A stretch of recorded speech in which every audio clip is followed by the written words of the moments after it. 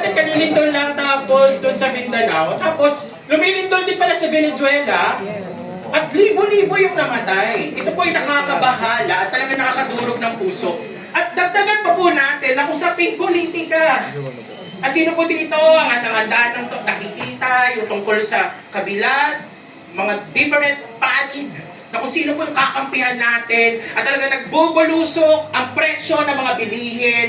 Ang gulo, grabe ang sitwasyon natin, hindi ho ba? At nung nakaraang linggo, kagimbal-gimbal na mga balita na kung saan kinasasangkutan ng mga kabataan. School violence.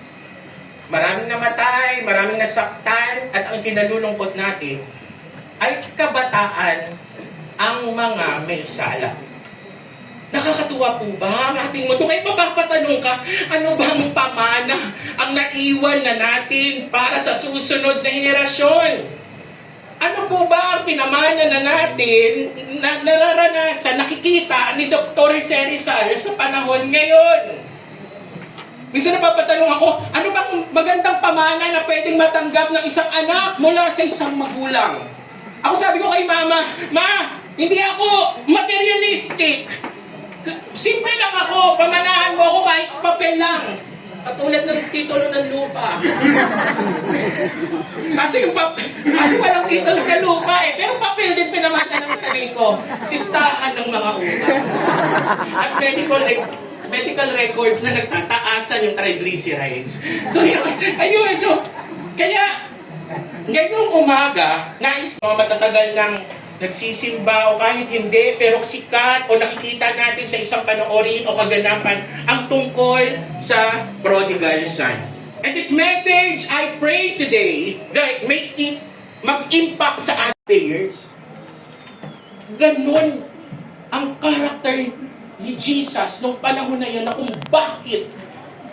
bakit humantong sa dalawang parable at sa tatlong parable na ito. The next slide.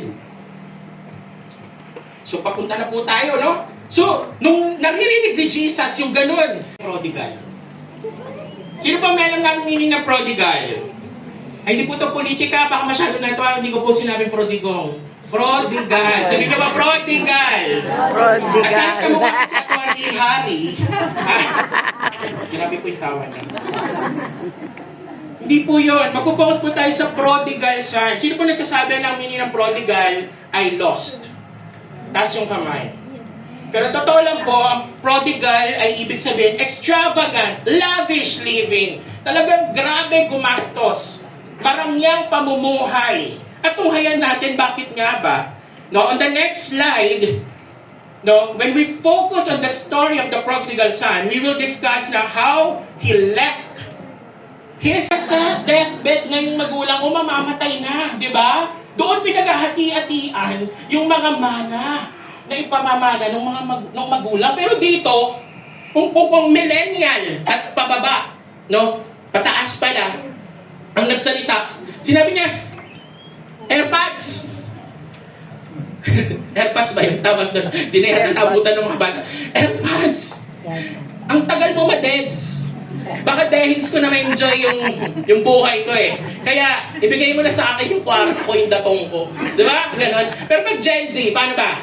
Pag Gen Z, siguro sabi niya, no cap, Dad! Tama ba? No cap, Dad! I'm the main character here.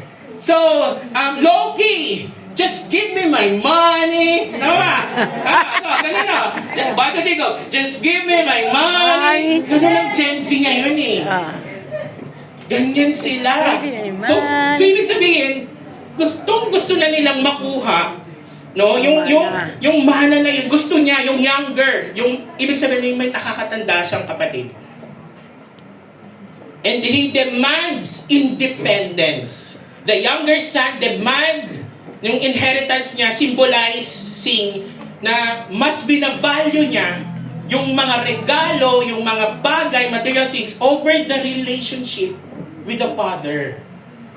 And the story challenges the listeners to consider ways they choose their own will over God's will in daily. Ating nainom, nunod na tayo sa alak at sigarilyo at kasiyahan ng mundo. Bakit at the end of the day, pag-gising mo ng umaga, butas pa rin yung puso mo? Bakit kinakikiligan mo siya? Kausap mo siya magdamag, I love you, baby. Pero bakit? Bakit? Parang kulang pa rin tayo. There is vacuum in our hearts that nothing and no one in this earth can fill. Sabi natin sa Diyos, I want a life without you. We often tell it to God. This is the sad reality. The world that seems to give you everything is also the world that leaves you with nothing. Nung umalis yung anak, akala niya nasa kanya na ang lahat. Pero nung naubos na lahat ng binigay ng mundo, wala na rin. Wala ng pera, wala ng kaibigan, wala na rin yung mga ininom, wala na rin yung mga usok, wala. Ang kailangan niya lang nun, pagkain.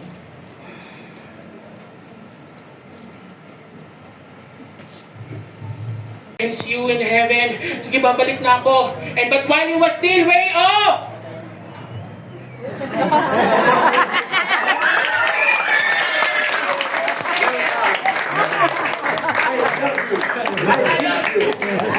I love you, I hate you.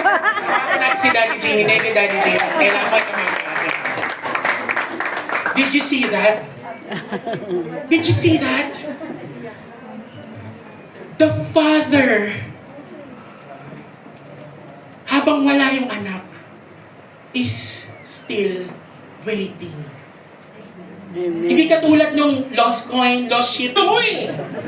Ano, uwi ka ngayon? Wala ka na makain, nga. Ha?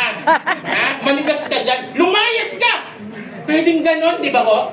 Pwede pong ganon, di ba? Pwede. Tama po ba? Ipagkait, parusahan pa, i-judge, i-condemn. Pwedeng ganon sa earthly parents. But this story tells us something. Na yung tatay natin sa langit, He does not condemn. He does not criticize.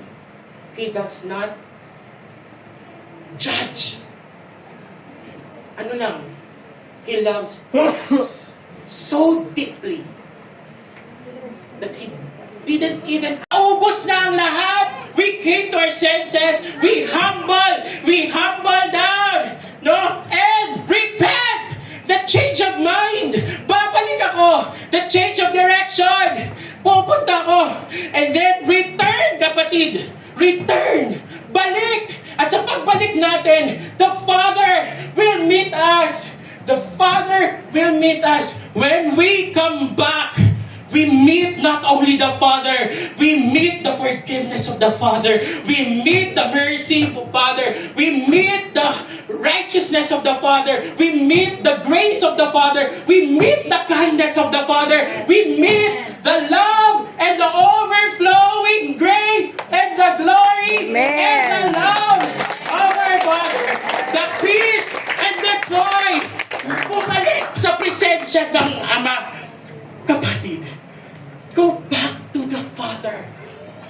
If you, inside the room, feeling lost, walang-wala, parang buhay naman ako.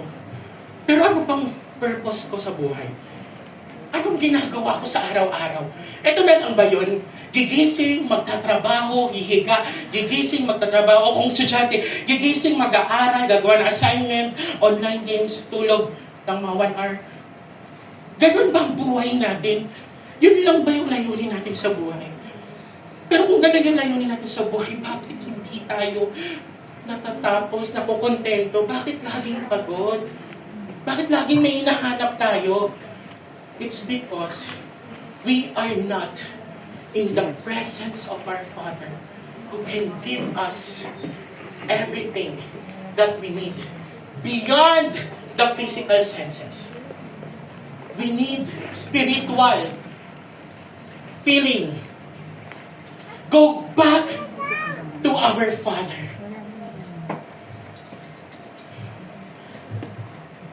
Kapatid,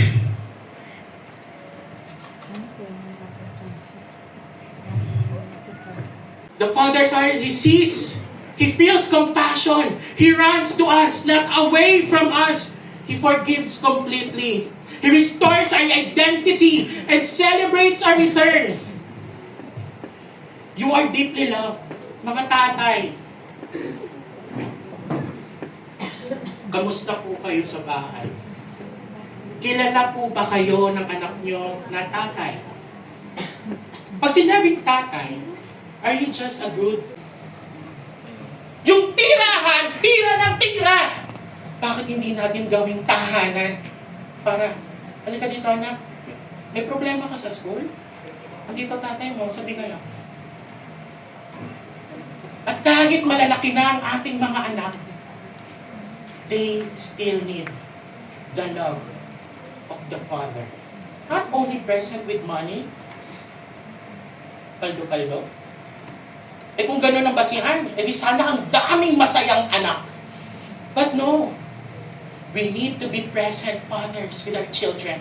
Stop using cell phone during dinner, during breakfast. You need to talk to each other. And gusto ng mga anak nakikita yung mga magulang na maayos, nagmamahalan so that they can model. Tatay, halika na mga anak, yakapin. Kailan pa natin sila yayakapin? Kapag wala na? Tapos pag nakabola na sa buhay ko pa, ang dami ko pang gustong gawin sa buhay. Ang dami ko pang gustong ibigay sa iyo. Anak, yayakapin kita. Nung patay, ang daming bulaklak. Pero nung buhay, ayaw bigyan ng bulaklak. Nung patay, ang daming hinandang pagkain. Pero nung patay, nung buhay, halos hirap makahanap ng pagkain. Hirap na hirap humingi ng baon, dagdag baon ng anak. Hindi ko sinabi pong taasan natin agad yung gusto ng mga estudyante. At ang sinasabi ko lang, be more present. Not only with your provision, but with your yung words, yung kalinga, yung physical touch. Amen po ba? The Father's heart is love, grace, and restoration.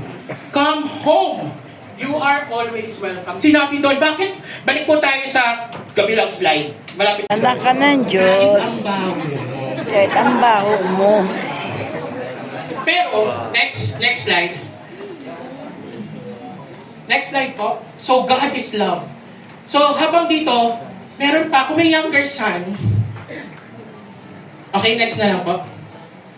Kung may younger son, may older brother. Religious heart. Now, the older son was in field. When he came near the house, sabi na niya, hear the music and dancing. Sino po nakarinig na ng dance? Kanina may nagsasayaw dito. Sino nakarinig ng dance? Meron ba? Di ba nakikita? Ibig sabihin talagang yumuyugyug talaga yun. Di ba po? Yumuyugyug talaga. So ingay! Bakit gano'n? Sabi ng sisa ng older brother. Bakit? Kasi sabi ng servant, dumating na po yung kapatid nyo eh. And pinapatay ng tatay nyo yung pinatabang guya. At nag-celebrate sila. So ano sabi ginawa ng brother? Galit na galit siya. And ayaw niyang pumasok. He refused to go in. Yung younger son, na matagal wala sa bahay nila, pumasok. Pero yung older brother, na nandoon sa bahay, ayaw pumasok. So his father went out and pleaded with him. But he answered his father, look, sabi niya, all these years, I've been slaving for you and never disobeyed your orders. Yet you never gave me even a young goat so I could celebrate with my friends. Siya talang. Nilustay niya yan eh. Pero, nung bumalik, nag-celebrate ka pa, ako, tagal ko na nagpapakahirap sa'yo, nag-slave ako sa'yo. Pero hindi. Di ba? Older brother. Tingnan mo nung nasa bahay, pero parang malayo. Because it is not the distance that tells yung relationship natin sa ating magulang. But it is the intimacy, yung closeness. Ito malapit lang eh.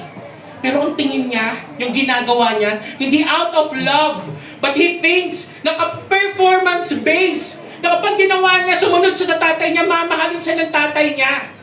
Eh, hindi ganun yung tatay.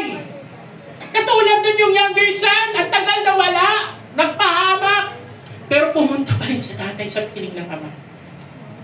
At tinanggap siya. Yun ang nakakatakot, ang mundo. Performance-based. Kapag nagsimba ka, mahal ka ng Diyos. Kapag umawit ka, mahal ka ng Diyos.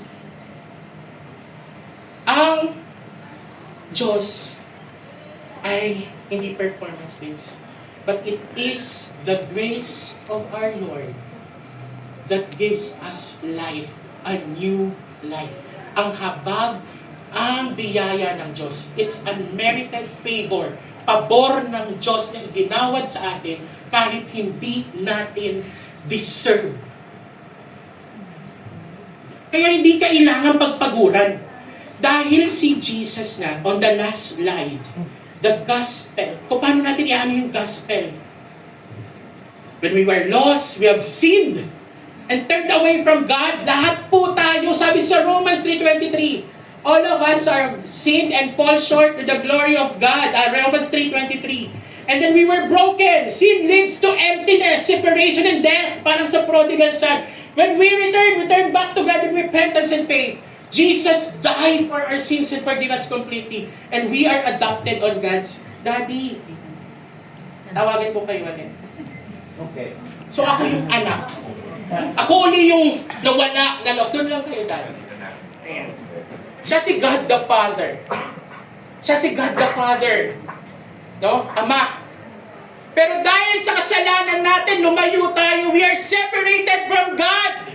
We're away from God. Because in God, in the kingdom of God, there's holiness. Kailangan mataas, morally standard, perfection, moral perfection. Perfect dapat yung moralidad. Walang kasalanan. Pero ang mga tao, pinili na magkasala. Kaya, hiwalay tayo. Wala tayong relasyon sa Diyos sa Ama natin. Pero mahal tayo ng Diyos eh. Ayaw tayong mapahamak. Dahil kapag nanatili tayo sa sitwasyon natin at mamatay tayong makasalanan, we will be doomed to hell. But God doesn't want that. Mahal na mahal tayo ng God the Father natin. So anong ginawa niya? For God the Father so loved the world, and He gave His only begotten Son, Jesus Christ, and whosoever believes in Him shall not perish, but have everlasting life. It's because the robe of Jesus, the moral perfection, tayo, kinload tayo ng moral perfection ni God the Father, ni Jesus. Kaya pag nakikita tayo ni God the Father, we are perfect. We are holy. Kaya nakakalapit na tayo sa Diyos Ama natin. And we are back home with the presence of our God the Father through Jesus Christ. We were once lost, but through Jesus Christ, we are now found. Dati, we are dead, but through Jesus Christ, we are alive and alive forevermore. Buhay tayo kay Jesus Christ. Amen. Malakpakan po natin.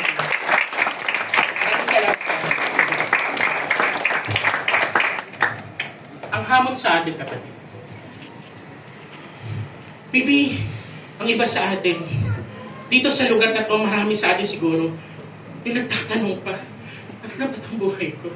Malayo ako sa Diyos. Gusto kong bumalik sa Diyos. O kung maring dati na sila, nasa sa kalinga ng Diyos, pero ang layo na ng loob mo, nag-backslide ka na. Wala ka ng pag-ibig. Unti-unti nang namamatay ang sigla at galak mo sa ministeryo. Come back to God. Choose God.